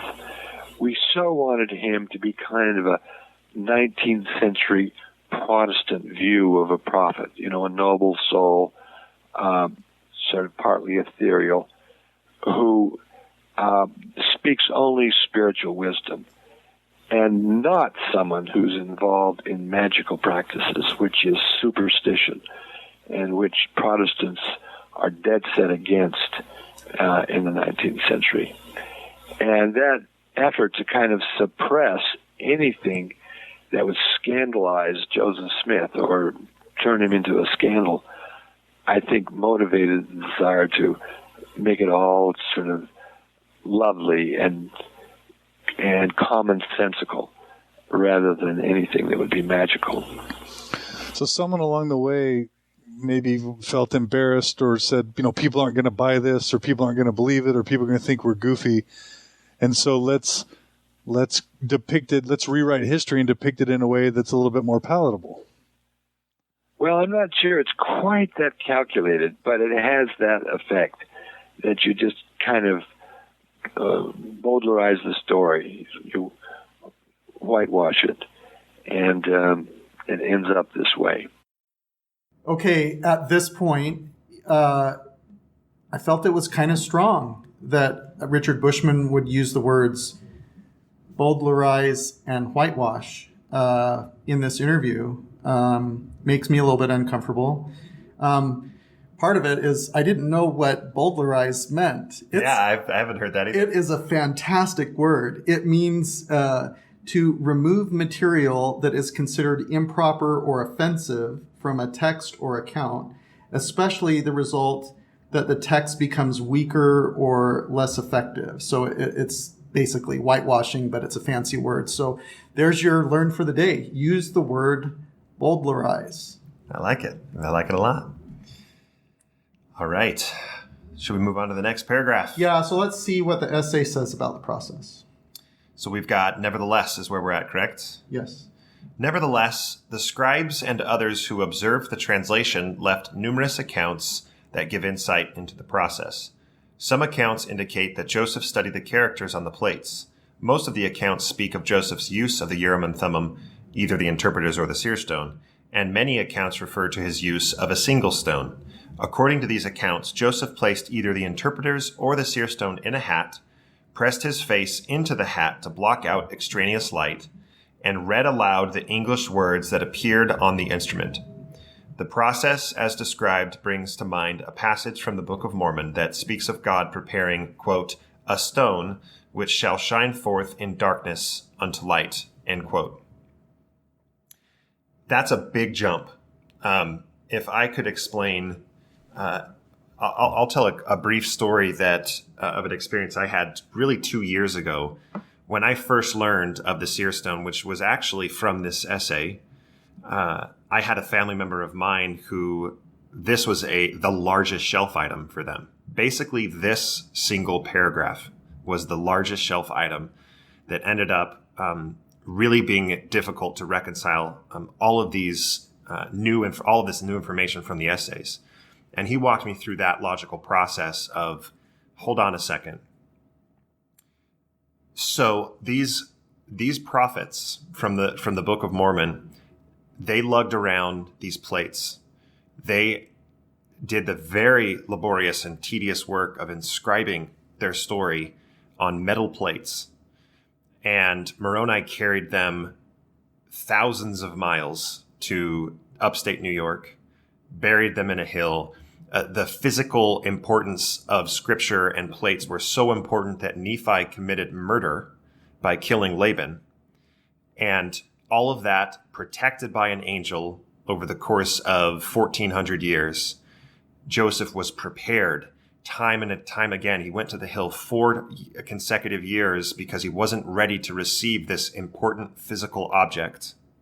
He gets the object. People are trying to take these plates from him. And when it comes time for him to translate, he doesn't use the plates. He uses a stone in the hat, and the plates at times weren't even in not just the room, but in the home itself. The plates weren't even there. Why in the world are these physical plates needed in the first place? Why all of the effort to protect them, to write them, to kill a guy over the importance of physical plates? I understand that the gold plates are not what Nephi and his brothers were recovering from Laban, but that is a good example of how important these physical plates are, and then they're not used. That was a huge shelf item for my brother, shelf collapsing item for my brother, I've betrayed who he is in this story now. But then it was for me as well. Yeah, couldn't have God prepared a seer stone for Nephi, so he didn't have to kill Laban for the brass plates, and Nephi could have just generated the brass plates with his own stone. Yeah. Oh, the Laban. Hopefully, listeners, you can hear the sincerity and the difficulty in our voices as we tell these types of stories. This is really the most personal I'll get here. I raised my hand in Sunday school about the Laban story and said, maybe he shouldn't have killed him. Maybe you bring up a good point, Anthony. Why couldn't God have prepared a seer stone for Nephi instead of murdering this man? But in the Book of Mormon, it gives the answer, right? It says it's better for one man to perish than a whole nation to dwindle in unbelief. Well, guess what? That entire nation did dwindle in unbelief. Yeah, they did. They ended up dwindling. Anyway, we're getting off topic a bit. It's beyond the scope of the discussion today, but for people that want to dig into it and study Old Testament history, what they'll find is that the 5 books attributed to Moses weren't fully developed until after the Babylonian captivity, and so there was no such thing as a compiled biblical book in 600 BC before the Babylonian captivity that included the 5 books attributed to Moses. So that Joseph didn't know that, when he translated the Book of Mormon. But for those that want to go off that deep end of biblical study, they'll find out that the brass plates story is very, very challenging because they wouldn't not have existed until after the Babylonian captivity. At least the stories wouldn't have. Well, at least then Laban didn't get his head cut off then. So that's, right. Yeah. That's good. Yeah. Bill, go ahead. Let's throw another wrench in. So Brigham Young taught that Moroni also blessed the Manti temple site. So you not only have Moroni making his way from wherever the Book of Mormon took place and going to Palmyra, and again, a large chunk of apologists, when they understand the information, an apologist is somebody who's defending the faith. And so as the apologists encounter all of the data, they try to come up with reconciliations to that. The reconciliation most apologists have, you did a hat tip to the Heartland theory earlier. Most apologists hold that the Book of Mormon took place in Central South America, which means Moroni would have traveled from there all the way to Palmyra to bury the plates. And again, you pointed out earlier, Witch Hill Cumorah, the hill in New York doesn't have the millions and millions of skeletons that need to be there for the final battles among the Jaredites as well as the Nephites and Lamanites. So when you take into account that hill seems to not be the hill, apologists moved the hill to South Central America.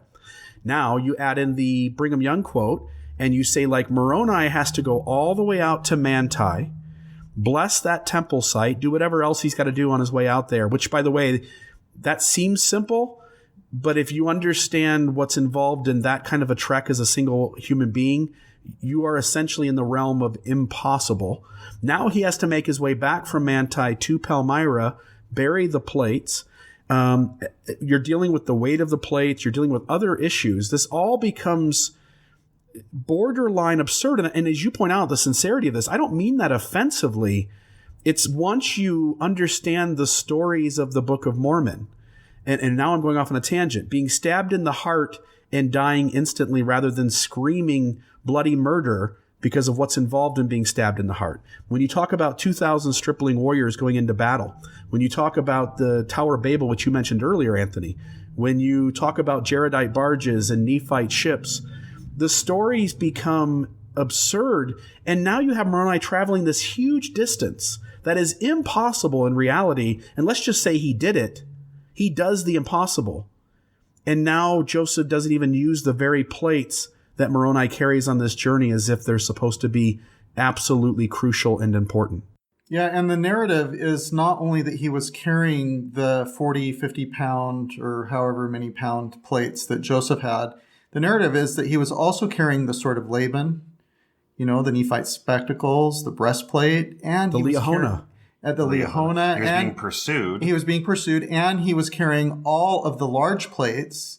So we have these depictions, the artists, they are interpreting the narratives that have been given to the artists of of Mormon or Moroni in a cave that has all these plates all over the place, right? So the narrative is, I know that's just an artist depiction, but it's based on the narrative. The narrative is that the large plates were expansive, and that Mormon did a compilation of those things. And he would have been carrying all of these things, or Moroni would have been carrying all these things too. I asked people in my Mormon Spectrum group, I wanted to know their experiences with this essay, and I explained that my shelf item was the Tower of Babel and the Nephite interpreters thing. And a common feedback that I got from people in my Mormon Spectrum group was that you're not alone, or your brother's not alone, is the recognition that the plates weren't actually specifically used or referred to for the translation. That was the thing that crashed their shelf. Yeah. All right. We're going to try to do the rest of this in the next 20 minutes. So if you're listening at 2 times speed, forgive the pace that I read this paragraph at here. Go for it. The scribes who assisted with the translation unquestionably believed that Joseph Smith translated by divine power. Joseph's wife, Emma, explained that she frequently, quote, frequently wrote day after day, end quote, at a small table in their house in Harmony, Pennsylvania. She described Joseph, quote, sitting with his face buried in his hat with the stone in it and dictating hour after hour with nothing between us, end quote. According to Emma, the plates, quote, often lie on the table without any attempt at concealment, wrapped in a small linen tablecloth, end quote. That sounds like concealment to me, but anyway, moving on. When asked if Joseph had dictated from the Bible or from a manuscript he had prepared earlier, Emma flatly denied those possibilities. Quote, he had neither manuscript nor book to read from, end quote. Emma told her son Joseph Smith III, quote, the Book of Mormon is of divine authenticity. I have not the slightest doubt of it. I am satisfied that no man could have dictated the writing of the manuscripts unless he was inspired. For when acting as a scribe, your father would dictate to me for hour after hour, and when returning after meals or after interruptions, he would at once begin where he had left off, without either seeing the manuscript or having any portion of it read to him, end quote. So I jump in here and indicate that this is also from that very, very late last testimony of Sister Emma from 1879. And remember that we need to take some of these things with a grain of salt, because this is where Emma denies polygamy. And this is where she was saying that Joseph didn't have a manuscript or a book to read from. But we'll include in the links to the show, there are LDS scholars that acknowledge that Joseph Smith clearly would have taken breaks to refer to at least the King James Version of the Bible, to lift things like the Isaiah verses and things like that. So, yeah, I'm actually Bill. Why don't you give a few thoughts here, if you could? I'm looking up an Ensign article that talks about exactly what you just said. 2 things. One is, as Emma shares this quote, let's even take her at her face, at face value. The other thing that's going on here is that when Emma's working on the translation, when she is acting as scribe, we know the translation process went much slower, more tedious. And so we point out this earlier point about, Oliver Cowdery and Joseph doing this in 90 days. The portions that Emma would have worked on would have been a much slower process. And so her observation of the translation process on some level is different than the majority of the Book of Mormon under Oliver Cowdery. Maybe just a small point. The other one is this idea, this quote sentence, I have not the slightest doubt of it. I'm satisfied that no man could have dictated the writing of the manuscripts unless he was inspired. That's one person's view. There are hundreds of critics who have expertise in various areas who say not only could Joseph Smith have borrowed material from other sources, that it didn't have to be an inspired translation, but the actual evidence shows that there are things that Joseph is borrowing from his culture, from the sermons of ministers in his area, borrowing from his father's experiences. You mentioned the dream earlier, borrowing from his own personal stories with his own brothers and sisters and their family.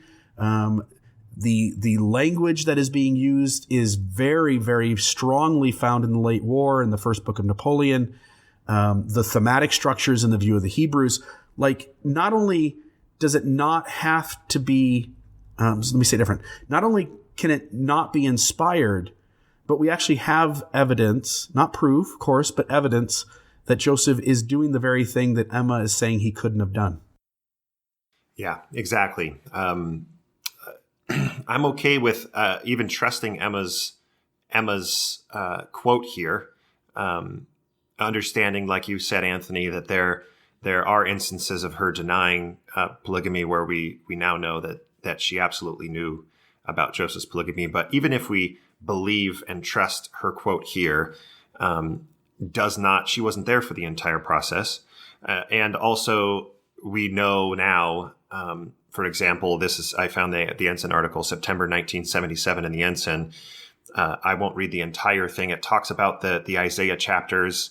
And towards the end of the quote, you can look up the entire article, but towards the end of the quote, it says, quote, that is simply that Joseph Smith must have opened Isaiah and tested each mentioned verse by the Spirit. If his translation was essentially the same as that of the King James Version, he apparently quoted the verse from the Bible, end quote. So you have the church magazine, the Ensign, admitting or saying Joseph copied straight from the Bible. Yeah, we'll include a link in the show notes. That article was written by BYU professor Richard Lloyd Anderson, and the title of it was By the Gift and Power of God. Great. Bill, you want to read the next paragraph? Another scribe? Another scribe, Martin Harris, sat across the table from Joseph Smith and wrote down the words Joseph dictated. Harris later related that Joseph used the seer stone to translate sentences. Harris later related that Joseph used the seer stone to translate. Sentences appeared. Joseph read those sentences aloud, and after penning the words, Harris would say, written. An associate who interviewed Harris recorded him saying that Joseph possessed a seer stone, by which he was enabled to translate, as well as from the Urim and Thummim, and for convenience, he used the seer stone. I think this is a good opportunity, Bill, for you to explain what the difference between a tight translation and a loose translation are, and how both of those arguments are made at the same time. Let me say, too, I'm going to have to jump out here probably in 13 minutes. I'll share this last part, and then I pretty much have shared, I think, everything I want to anyway. Okay, so a couple things here. One is that we played the Bushman audio earlier where he's talking about the translation. It should be noted, one of the reasons we feel very confident that the Urim and Thummim, the Nephite spectacles, the Nephite interpreters, were not used for the Book of Mormon we have. In other words, the 531 pages of published material that we use at church on Sunday, is because, one, that Martin Harris on multiple occasions refers to Joseph using the seer stone. We have the story where Joseph and Martin step away from the translation, go out to the stream to throw rocks. Martin Harris finds a rock that looks extremely similar to Joseph's egg-shaped stone. He takes it back to the house, puts it in the hat, takes Joseph's stone out, and then waits for Joseph to see if he translates or not. And Joseph says something like, Martin, what is wrong? Everything is as dark as Egypt. We also have the story that Moroni takes the spectacles or Nephite interpreters away when the 116 pages are lost. And yes, there is some confusing testimony in regards to the witnesses and what was used and what wasn't. But I think those occur in a not in a vacuum. They occur in a instance of Joseph and those people trying to make the story sound as biblical and as spiritually uplifting as possible, and trying to keep treasure digging completely out of it. So to simply say, it is very possible that the entire Book of Mormon was dictated with Joseph using his brown egg-shaped stone in the bottom of a white top hat, rather than even using the spectacles, which were preserved. Just as we said Nephi's wasting his time carrying plates, we also have the fact that this instrument was preserved for this reason and then not used. The second point, which you asked about, Allan, is this idea of tight translation, loose translation.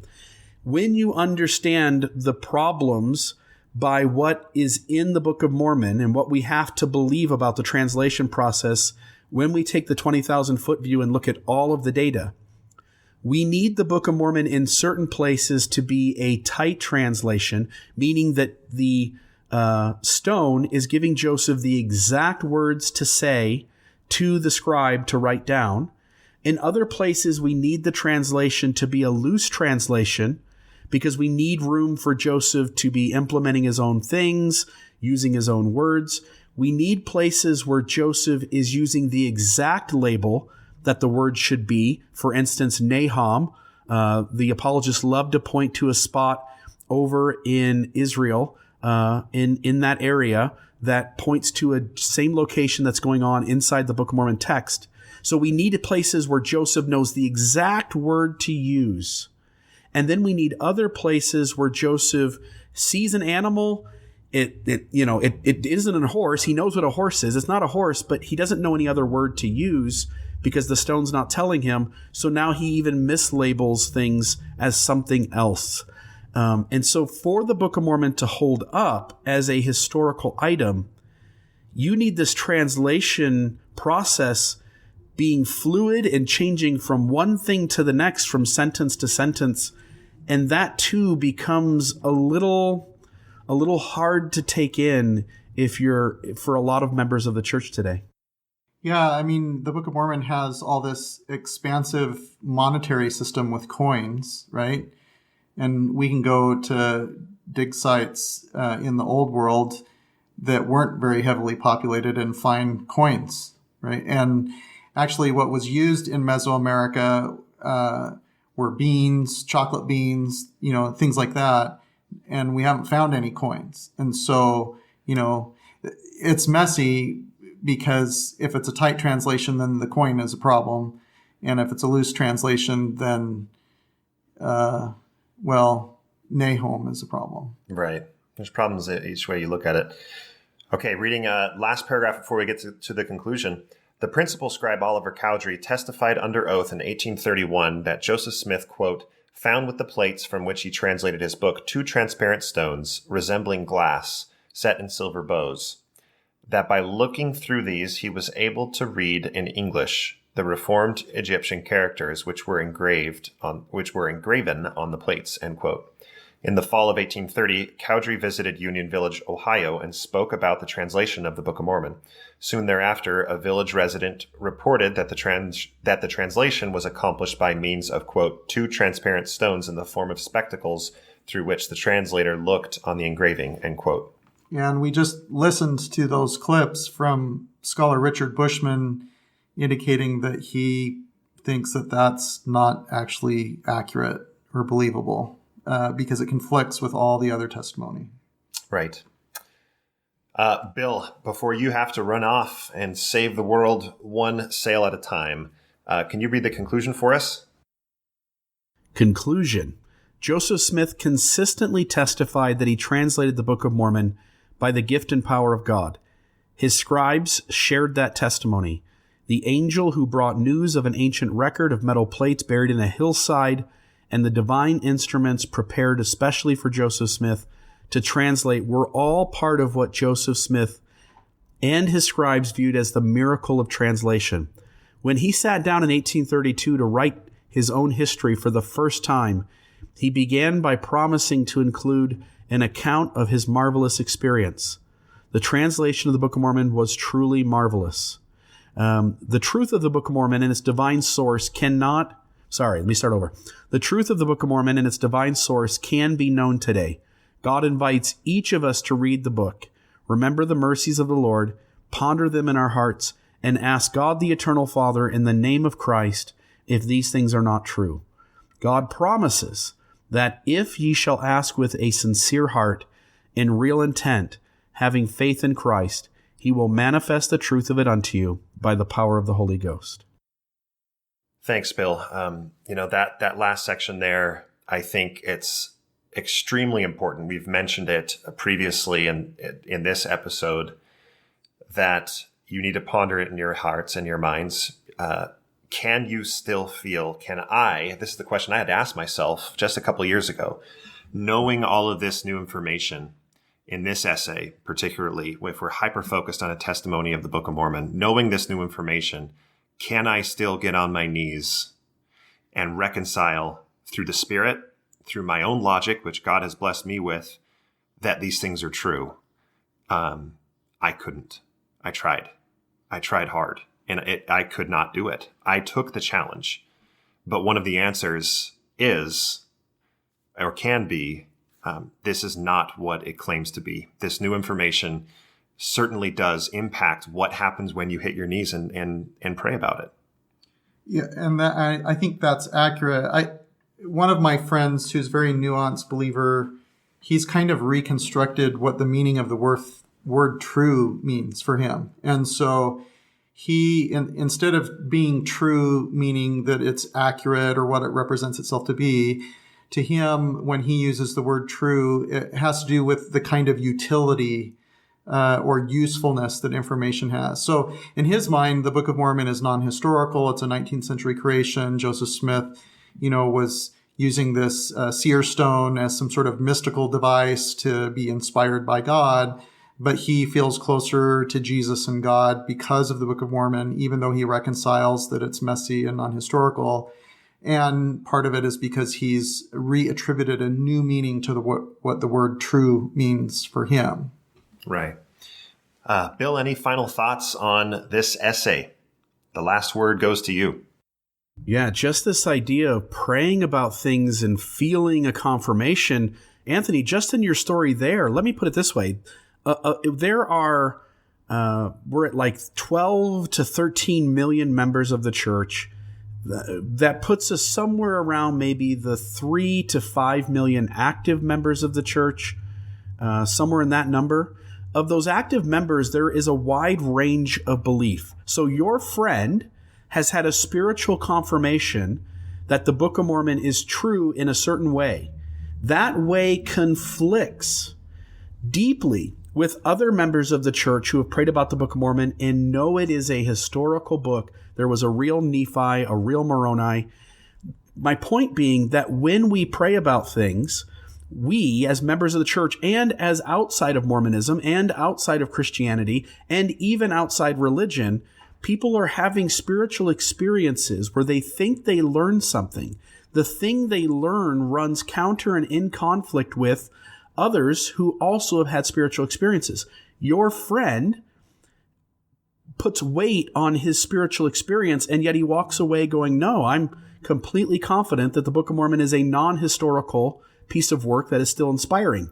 Someone else has had spiritual answers that it is a historical work. And so when you understand that the Spirit, as we understand it, that people experience that all over across humanity, and that people have spiritual experiences all over the place, and the answers they take away conflict with each other, we can start to step back and go, is a spiritual experience, is a warm fuzzy feeling, is the hair standing up my arm, is a warm feeling inside my chest, which, Anthony, you're a big fan of people becoming aware of a psychological phenomenon called elevation emotion. Is it reasonable for me to set aside all of the problems and put weight on a feeling in an answer to a prayer when everyone has those kinds of feelings and they conflict with each other? And I came out at the same place you did, Allan. I no longer could let the emotional answers trump my logic and rational mind. And the moment I let that go, suddenly those answers stopped coming the way they used to. Thanks, Bill. Would recommend listeners go to a YouTube channel called Anthony Magnabosco. That's Magnabosco.